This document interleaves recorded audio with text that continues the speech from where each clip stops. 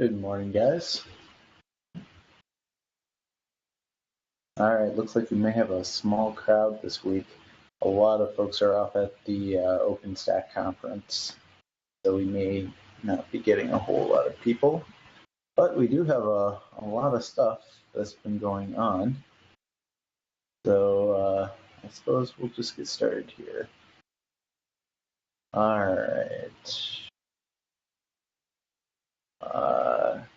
It's been about 2 weeks since we last had a meeting, and there's a whole lot of movement in the world of pull requests. Some of the new things that have recently showed up that are kind of interesting is Alan has his PR for implementing slab containers and enhancing the current mempool support that's in master. And this is going to be really, really important going forward, I think, both in terms of reducing memory fragmentation within Ceph, and then also identifying where we are kind of doing dumb things. We already kind of know that we've got a lot of places in the code where we're creating and deleting lots and lots of objects. So part of this will be to let us kind of track that down better. And then also generally just to get an idea of where our memory is going, how much we are spending on different data structures, allowing us to better manage how much memory we are buffering in different places, and kind of restricting it in a way that is easy for the user. So rather than having all of these different tweaks where you can change this buffer and that buffer and the third buffer to some element size, kind of the goal with a lot of this is to say that here's an amount of space that the user specifies, maybe it's 1 gigabyte or something of RAM, and then how do we divvy that up between all these different buffers in a sane way. So that's at least part of the idea behind a lot of this, is just generally making our memory allocation strategy a lot more sound going forward. So really, really exciting stuff there. Let's see, what else we have? A couple of different BlueStore things. This one about refactoring BlueStore sync submit transaction. I think that will be good. I think that will lead to some performance improvements going forward, which will be good. There's a really interesting one here where Halmai has started implementing RDMA for the async messenger. So kind of previously, a lot of this kind of work had been done in the XIO messenger. Development on that has been a little bit slower lately. So I think Halmai was thinking that this might be something that could be done quickly.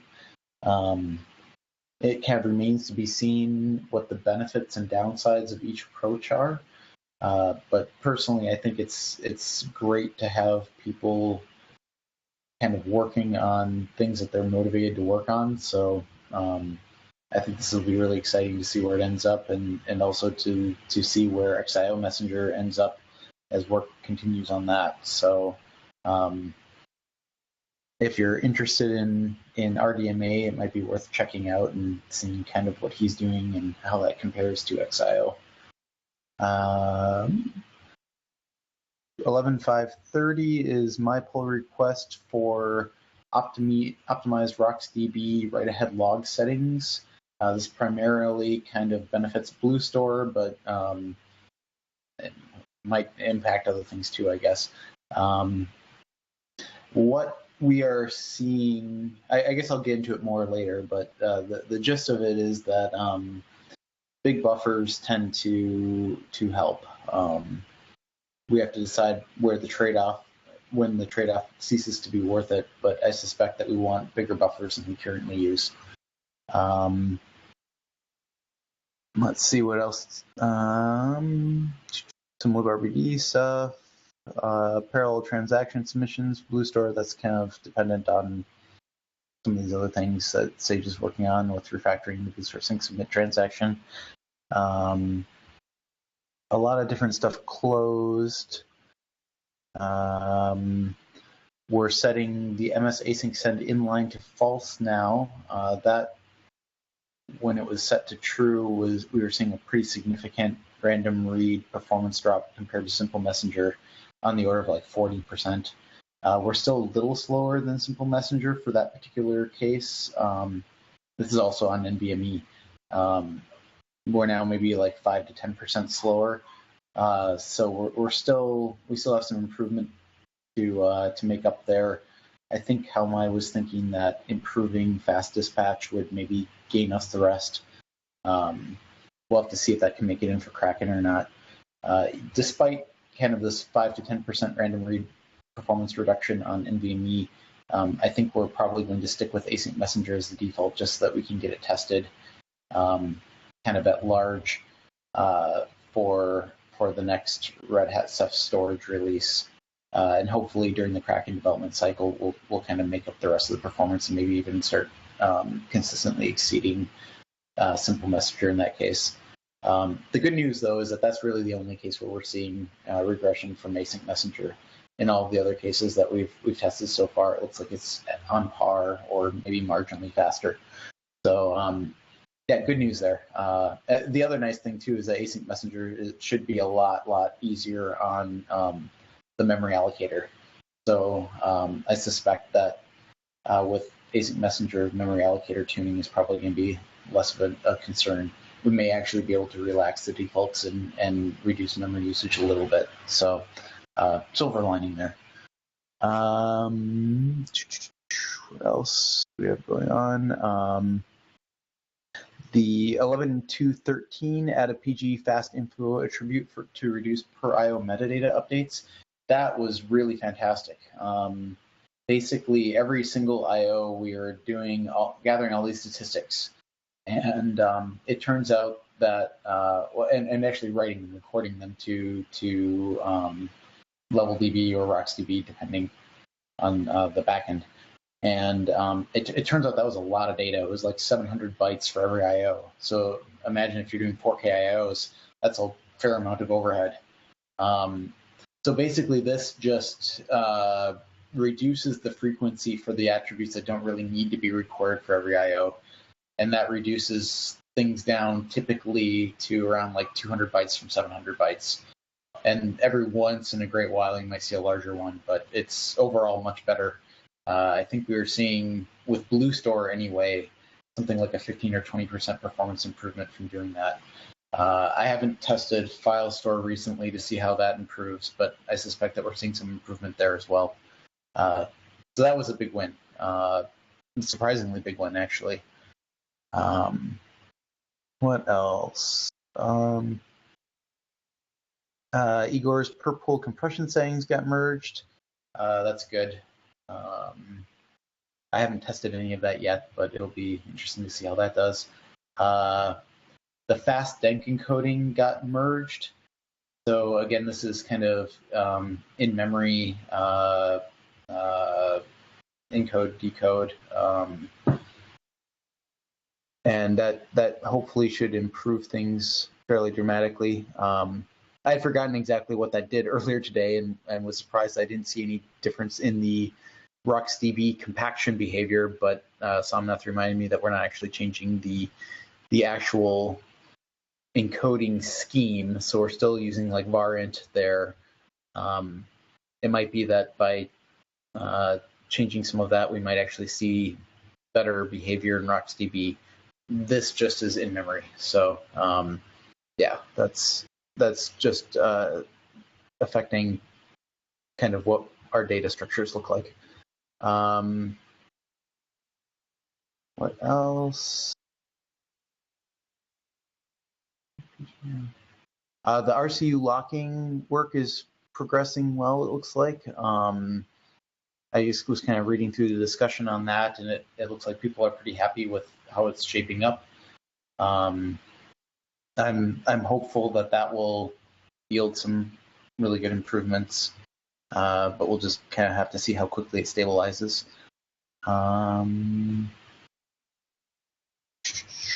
Yeah, and that's basically it. There's a couple of things that we're seeing that that a couple of things that didn't have any movement that I'm hoping we'll see. The Zipkin tracing work, the Google Summer of Code, I hope that can merge sometime soon so it doesn't get forgotten. I think Sage continues to work on some of the slab container stuff. In 11.309, I don't know how much of that is replaced by Alan's new work. I think Sage said he had some stuff that he needed to do on this. So just in general, there's a couple of different pull requests out for some of that. What else? The Zeta scale integration. The SanDisk guys have been working furiously on trying to kind of make Zeta scale more performant in kind of some of the obscure ways that Ceph that Bluestore wants to use it. And I think they're getting pretty close. I heard recently that they have now got 4K random I/O behavior in Zetascale beating Bluestore with Zetascale doing 4K random IOs that is now beating RocksDB with Bluestore. So we'll have to see kind of where they go with that, but it sounds hopeful. It sounds like they've got some stuff internally that's doing really well. And then I haven't seen too much of this other stuff. Any updates like on the PMM device for Bluestore or any of these other ones, I guess. But we'll just kind of have to see how that goes. Okay, that's basically it for pull requests. Are there any questions or comments on any of those? I have a question. Sure. Can you hear me? So yes. It's about the RDMA. So I just want to make sure I understand what's being done. It sounds like RDMA support's being added to Async Messenger, where before it was in XIO Messenger, and the problem was that XIO Messenger couldn't really interoperate with, the other two messengers. Did I get that straight? Yeah, that's probably a reasonable summary. So XIO Messenger is basically like a new messenger implementation that uses libxio behind the scenes and then can optionally target either RDMA or TCP, whereas async messenger is basically kind of like a re-implementation of the current messenger scheme, is compatible with simple messenger, and then HowMai has now implemented an RDMA backend for it. That, as far as I know, I don't think it uses libxio in any capacity. So basically just two different approaches that both happen to use RDMA under the hood at some level. Yeah, that's really cool because it seems like that's much more likely to get deployed because you can't assume RDMA is like everywhere. But so theoretically, libxio can use TCP behind the scenes as well. I think the interesting questions that will come up with this are things like how is zero copy implemented, and are there any advantages to one or the other? In libxio, we've hit some like scaling issues related to the way that basically I think I'm forgetting now exactly what it is, but I think if you have like multiple OSDs in one box, you can run into scalability issues with the way that libxio does RDMA. But I'm probably mangling it. But anyway, there's a lot of kind of interesting technical details that might kind of indicate which way in the end is the better way to go. So I think it's really good that both are being worked on. This stuff is complicated enough that I think there's room for multiple ideas here. So yeah, that's my take. Thanks. Yeah. Cool. Any other questions or comments on any of the pull requests?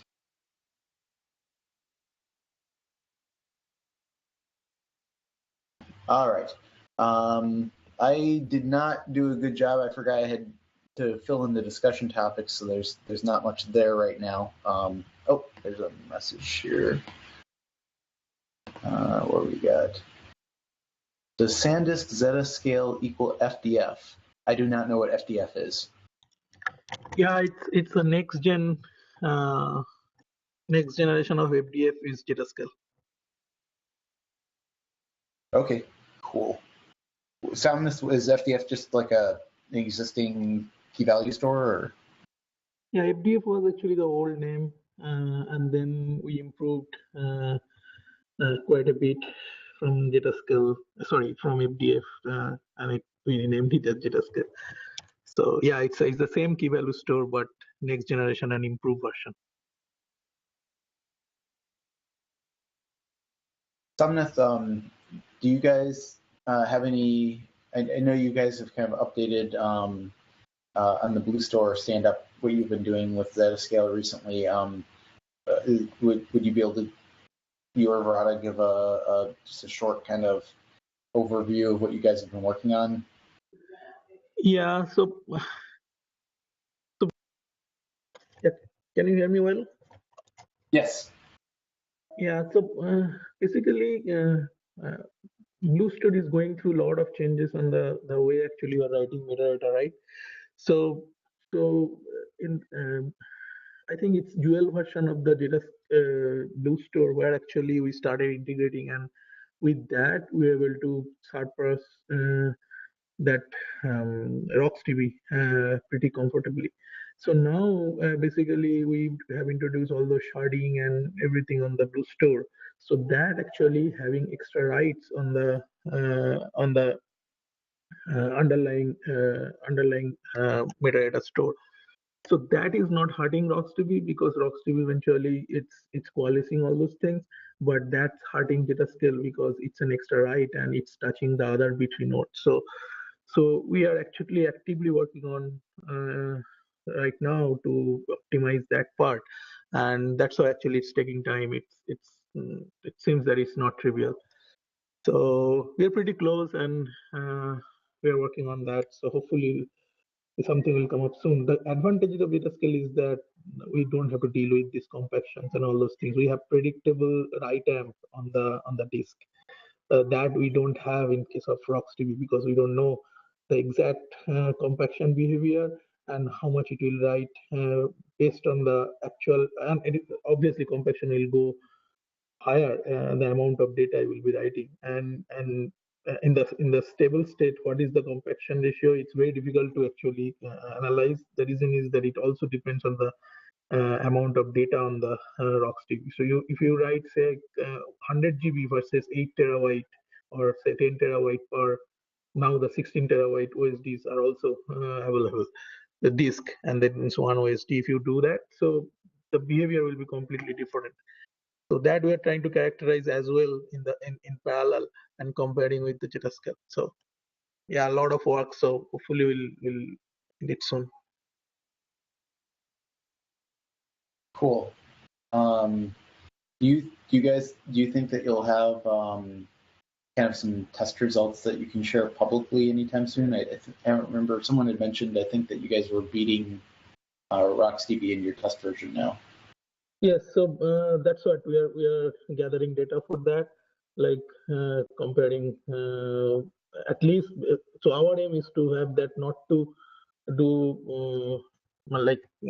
have a bigger data set and making like writing lot of metadata so that actually it's in stable state. So making Blue Store and RocksDB in a stable state, and also making Blue Store and Zetascale in a stable state. That means, say if you have 4 MB objects and you have like say 1 terabyte data set per OSD, and we want to fill, and if you want to write 4K random write, want to fill all the 4 MB object with 4K random write, and that takes huge amount of time, and that is the steady state, because after that there will not be any like extra 4K write will grow the metadata structure within the metadata store.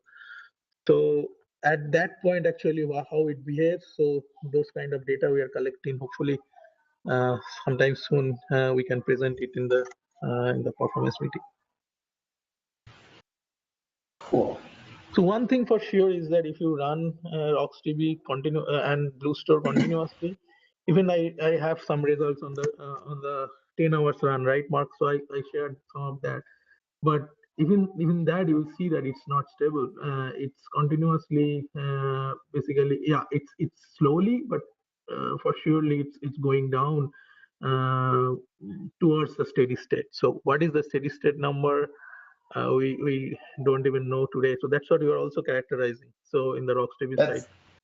That's only with a 4K min alloc size, though, right? When you increase to 16K, yeah, that's 4K min alloc size. Yes. Yeah. Okay. So for the people that aren't super familiar with BlueStore here, basically the min alloc size is controlling essentially how the end result of changing is basically that you change how much data ends up going into the metadata store. The number of blobs that get recorded increases dramatically as you decrease the min alloc size.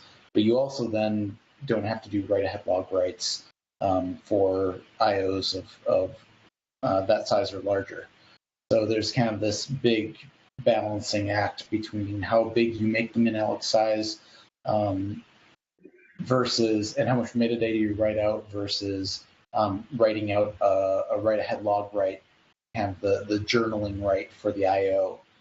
So kind of whether or not you make that 4K on SSDs and NVMe devices, or whether or not you maybe make that 8K or 16K, it's tough to determine because is it worse to do the extra journaling right, or is it worse to have more metadata that you have to record? Yeah, one thing for sure, Mark, is for data scale, the performance will be hurting with the min alloc size of 16K because in case of RocksDB, the way we are doing is that we are just doing wall write and we are deleting that key, so actually it doesn't go to the SSD files and like impacting compactions, right? So for data scale, we checked and we know that okay, that extra that 4K write, the double write basically it's going so. And the leaf node we have, so that will actually impact the performance badly. So we have to, for data scale, we have to work with, at least in the first cut, we have to go with the min alloc size of 4K, and we'll try to improve that. Okay. Well, that'll be interesting, especially on spinning disks, to see how that does. No, data scale is not for the spinning disk. So I think Okay. This originally actually we said it's only for the SSD because we don't even have any data for the data scale alone, how it will behave on the like hard disk. So Okay. it's mainly for flash, and it's written in the flash optimized way. So we'd recommend it will be if somebody is using flash or all flash with BlueStore, so they should use Jetascale. So not for the hard disk because we don't know. Would you suspect that Zetascale would be advantageous for people that have spinning disks with SSDs or NVMe devices for their metadata and write-ahead log? Yeah. So anything. So basically, yeah. So anything on the SSD you want to write, so that actually it will help. It should help. But yeah, we need to characterize like for that purpose also. But right now we are not yet there. Yeah. Sure. Okay.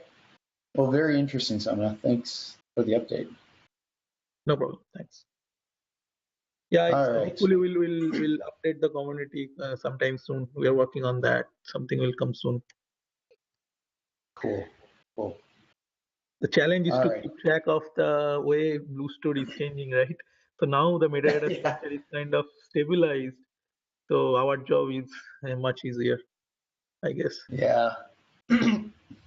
Yeah. Hopefully we've finished it for now. I suspect at some point we'll want to revisit variant encoding versus something else, but At least for now, hopefully we're stable. All right, I'm going to share my screen now. Let's see. I can.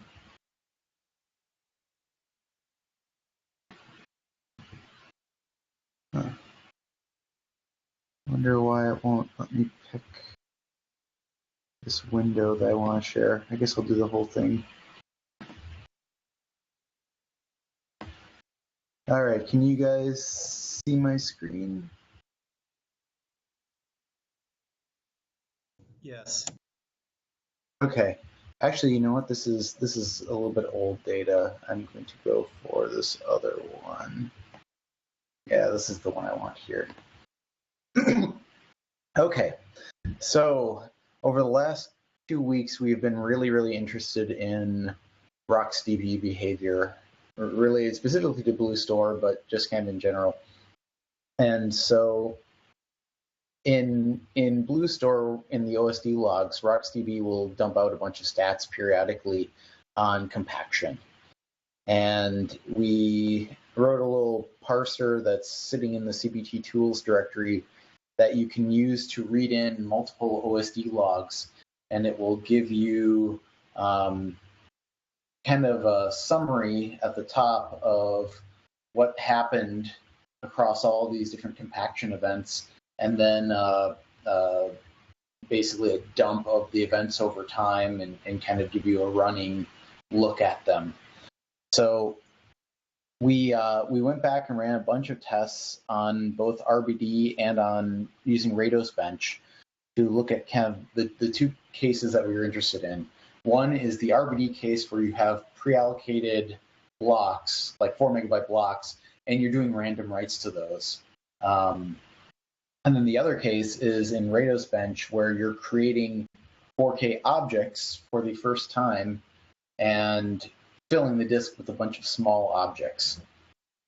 And these two cases are kind of different in that the behavior with large buffers was expected to be different. We kind of expected that in the RBD case, large buffers would help a lot to allow IOs to different to the same object to maybe be coalesced.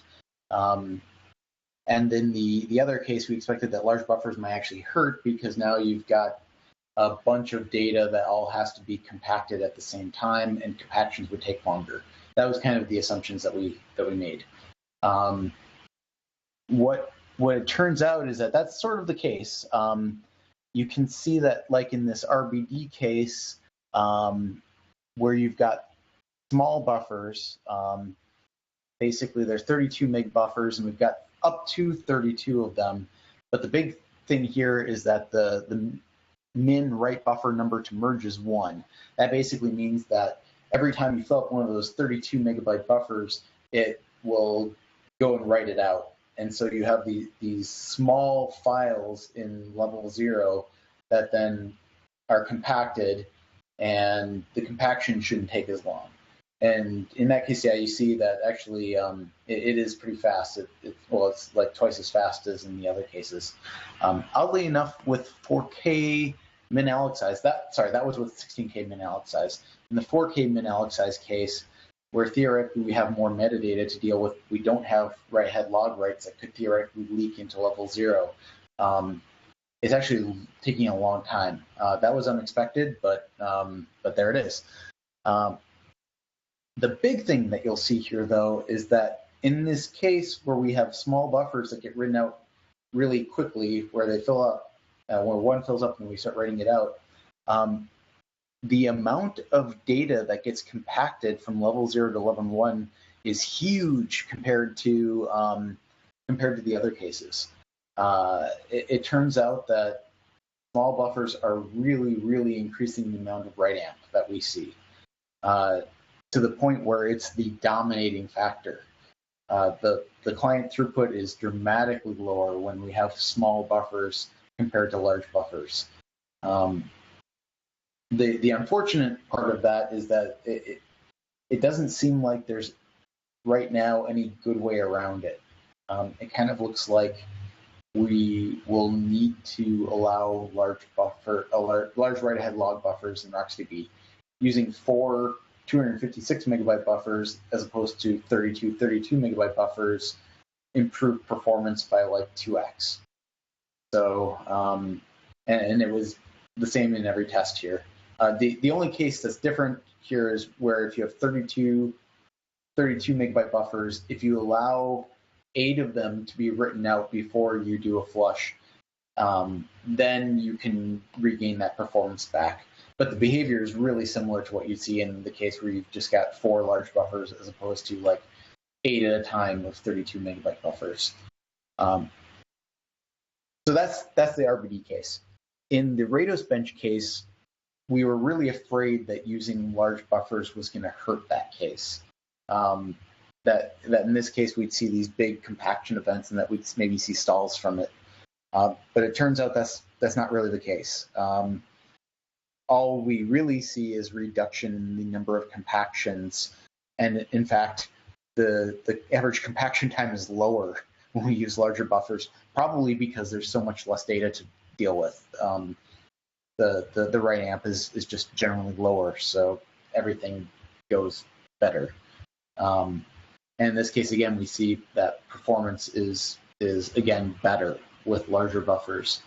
So essentially, reducing the write amp is trumping everything. It's the big effect that we see. We also did tests with universal compaction, and universal compaction is kind of interesting. It helps. Mark, yeah, quick go ahead. Question on that. Like in your data, so you are saying that, okay, 16K minalog size with 32 MB buffer and 8 of that, right? The first one, you are getting 242 MB per second. And with 16K minalog size, 16K minalog size, all right, yeah. 16K minalog size with 256 MB and 1 of them, you are getting 235 MB per second. So it seems that, okay, small buffer and number of buffer more is basically more suitable, no? Well, it's a good question. I mean, if you look down at the Rados bench numbers below it, arguably maybe the other case is actually a little bit better in that case, right?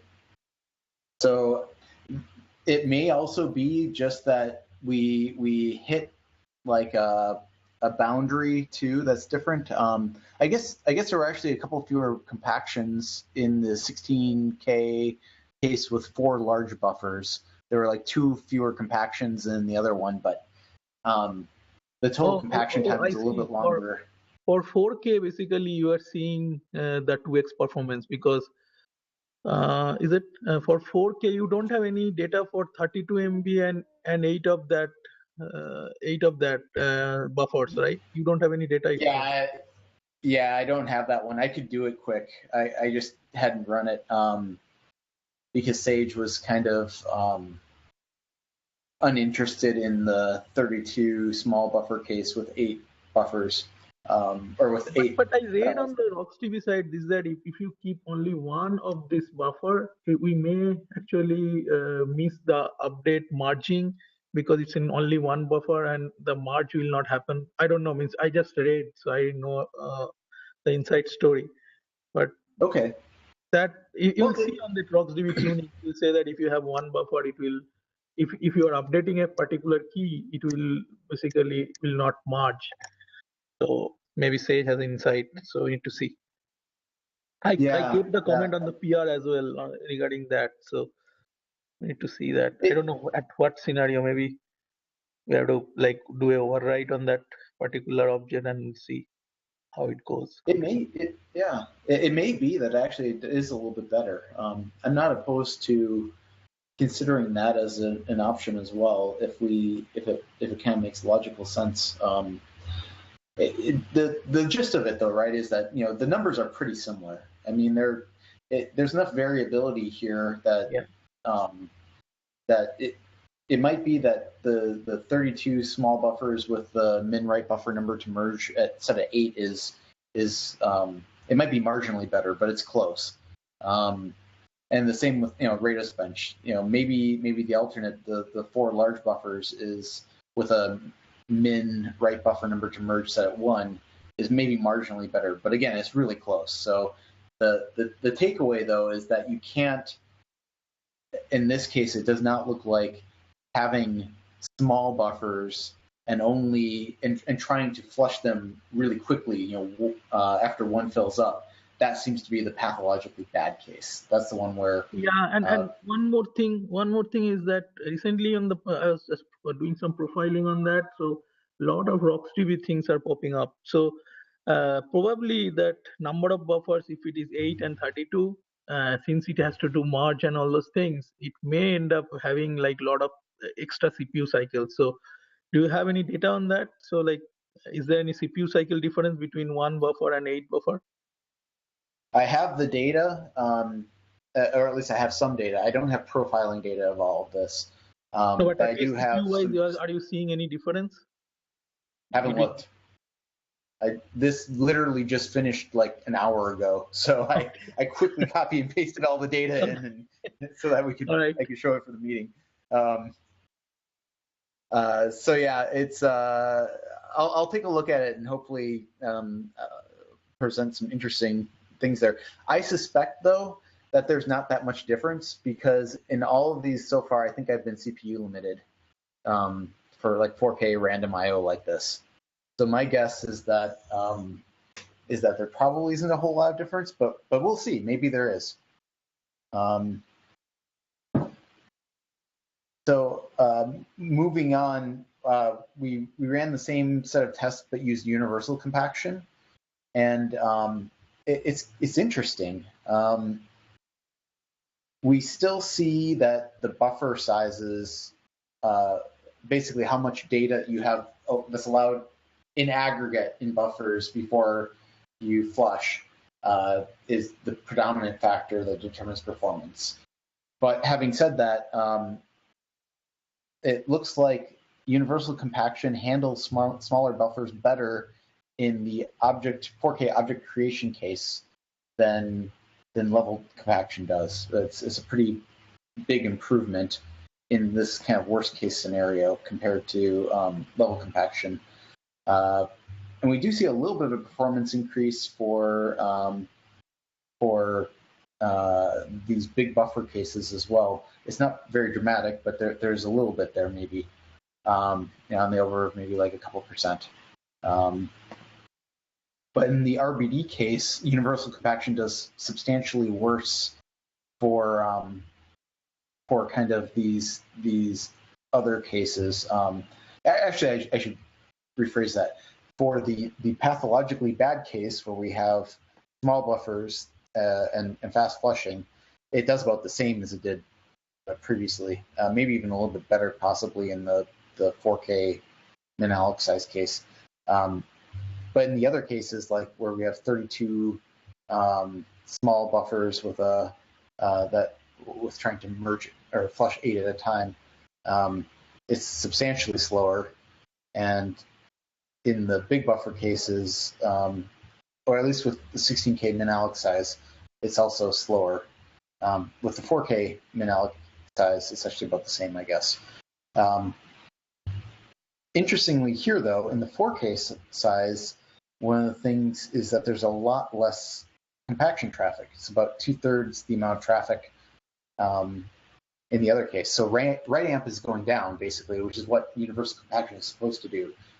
So it is decreasing right amp. There's fewer compactions. Total amount of data, output data is much smaller, or 2/3 the size, I guess. So that's good, but performance is no different. So that's interesting. That essentially, I guess that means that these NVMe devices have enough throughput still available to them that the amount of write traffic going to the device doesn't really matter. We're being bounded by something else. So maybe as we improve BlueStore, we might actually see this universal compaction with 4K min-alloc size starting to pull ahead, because we're writing out less data. The downsides of universal compaction, though, is that it increases size amplification potentially, You can see up to a 2x increase temporarily in the amount of storage required during compaction. And then also read amp may be bigger as well. So we'll just have to kind of see how that plays out. I think for right now, I still am going to recommend that we stick with either 4 256 megabyte buffers or this kind of 832 case, and not do universal compaction. There are some other limitations with universal compaction that I think you can only have 100 gigabytes of data total, so we may need to shard RocksDB before we did that. But this kind of 4K min-alloc size case is really worth watching, because with less data being, less write amp, I should say, that might actually start pulling ahead at some point. So basically, this is what we've been looking at with RocksDB. I know it's a lot of data, but the hope here is that once we understand this well, we'll kind of have a better insight into how all of this should be tuned, and kind of as we change BlueStore, what things are going to be important going forward. So any questions on this, I guess, before I take it off screen?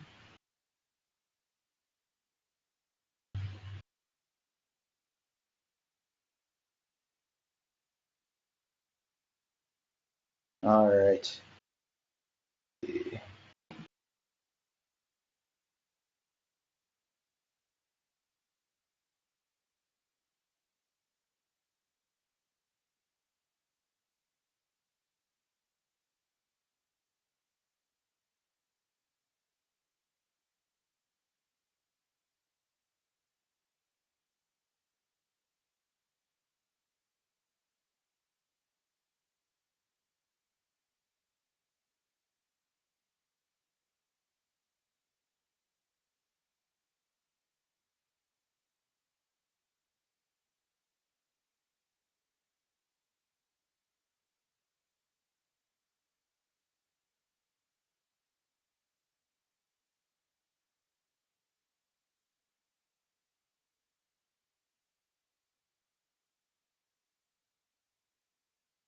Can anyone hear me?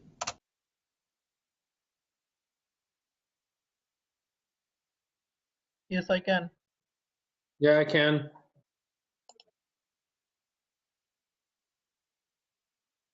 Do we lose Mar?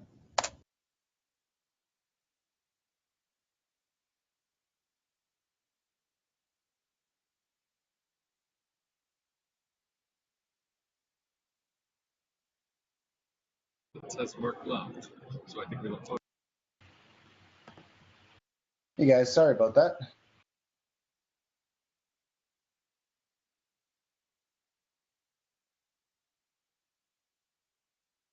How long ago did I did it quit out?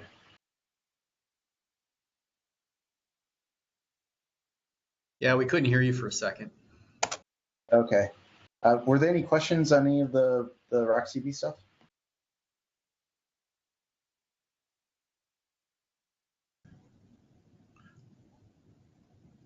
Okay. Let's see. Ben, do you want to talk a little bit about your Ceph scalability testing? Yeah, so I'm not really going to do anything lengthy, today. I just wanted to see if it was interesting to people and mention a particular problem I ran into. So we're testing with 1,000 hard drive OSDs across 29 servers, and we're basically trying to integrate that with OpenStack on 20 compute nodes, and get some performance data for the integrated stack. And one thing we've got. I'm starting to get performance data for Ceph that we may be able to share if people are interested at some point. But the thing that concerns me a little bit is that I ran into a problem, tracker, and I'm going to try to dig that up for you right this second and post it in the chat window and see what people think. So here's the tracker. So it started out as I noticed there was a problem running Rados bench with CBT, and it was just basically that the number of file descriptors defaults to 1024, and that had to be increased for Rados bench to work reliably. And I thought that was it. And then later on, I started running CBT FIO tests, and lo and behold, I ran into the same problem. And so what happens is it gets an error back saying can't create the file descriptor for the socket, and but it doesn't error out. It just kind of hangs.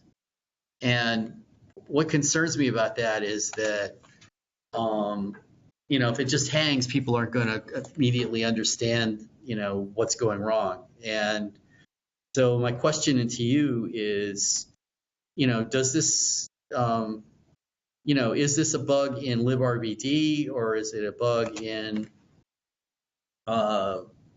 just is it an application bug? And what should be done about it, if anything? Any comments? Or I know that periodically we've kept increasing the U limit.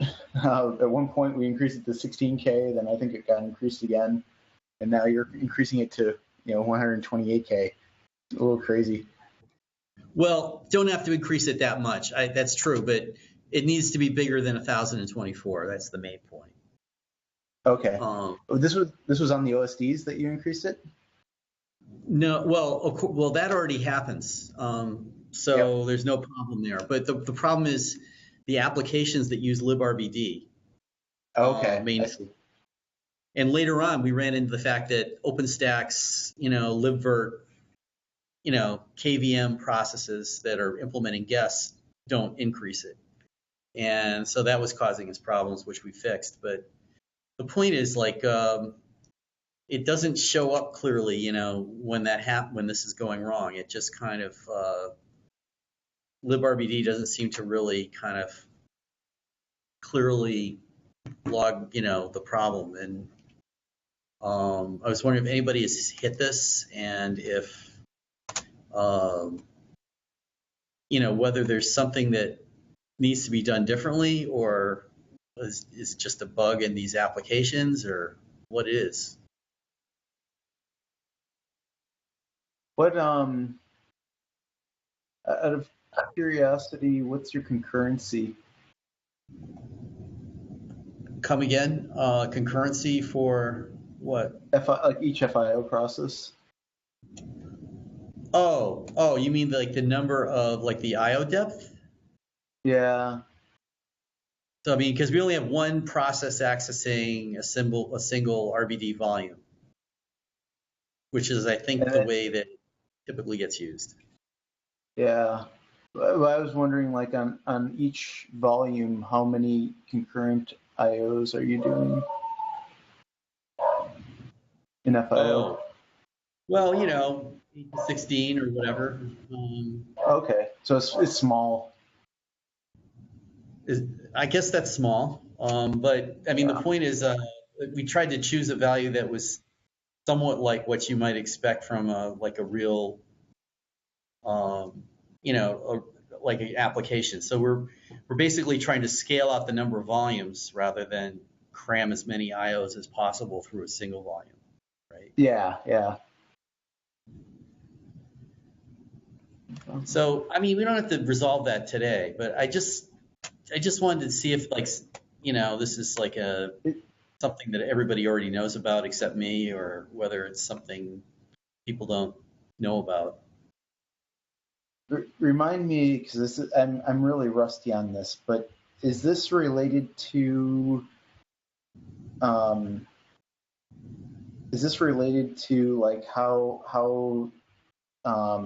TCP recycles stuff?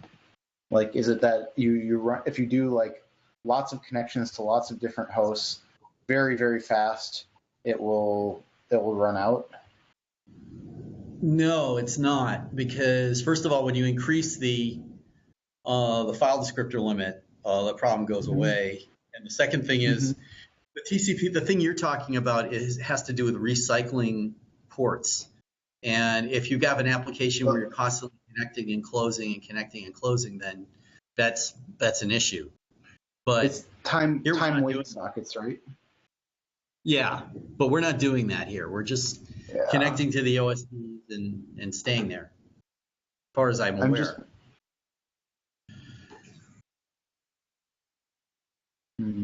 Anyway, but I mean, overall, things are going pretty well. I mean, we got like, there was one test where we got up to like 42 gigabytes a second. It's just kind of a nice little eye-popping thing for me.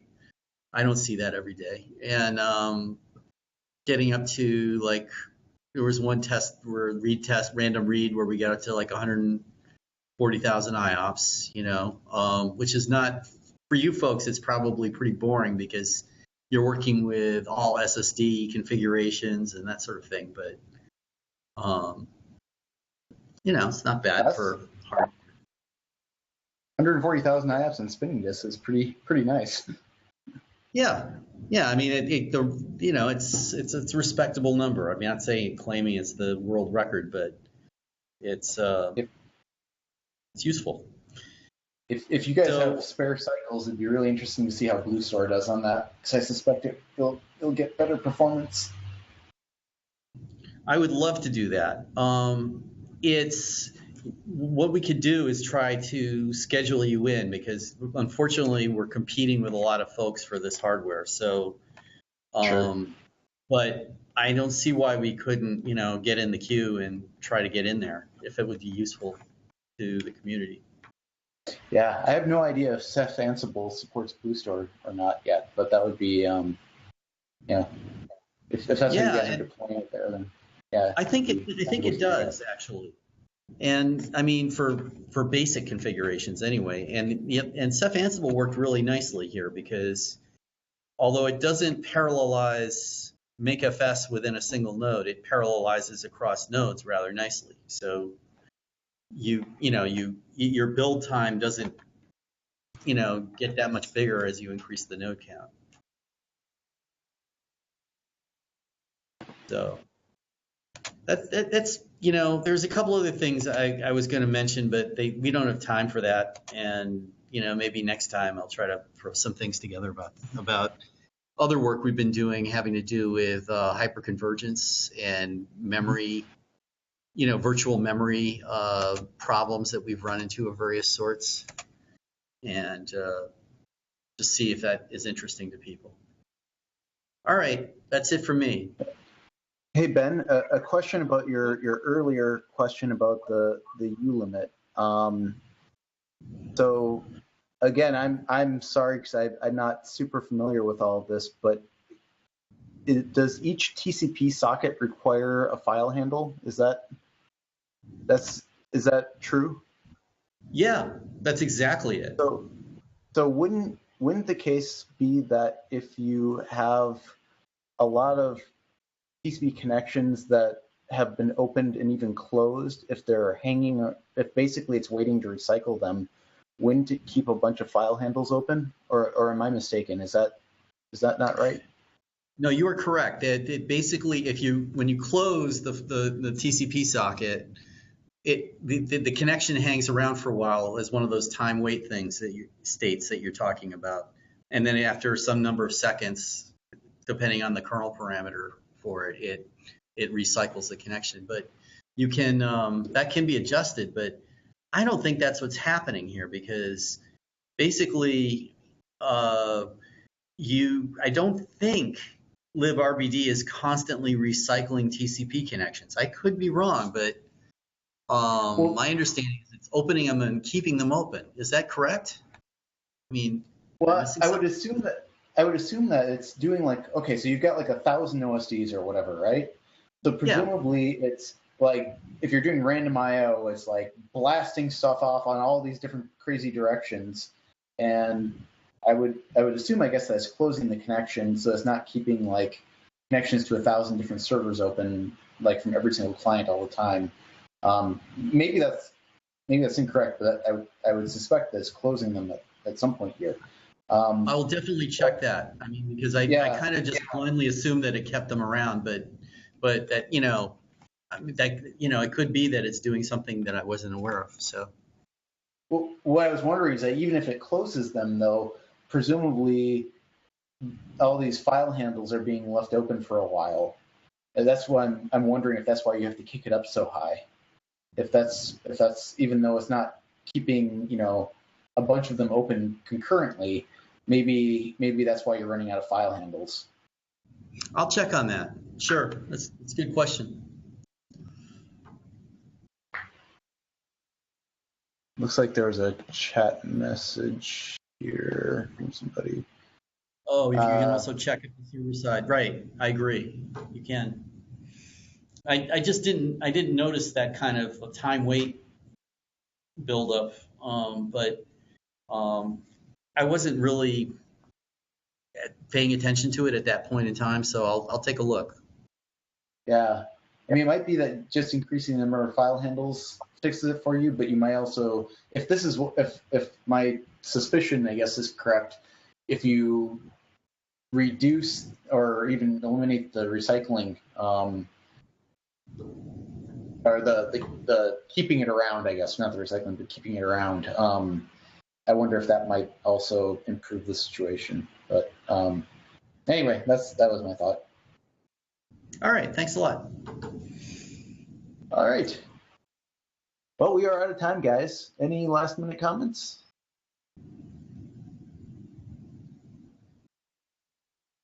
All right, we'll have a good week, everyone, and we will reconvene next week. Thanks. Take care.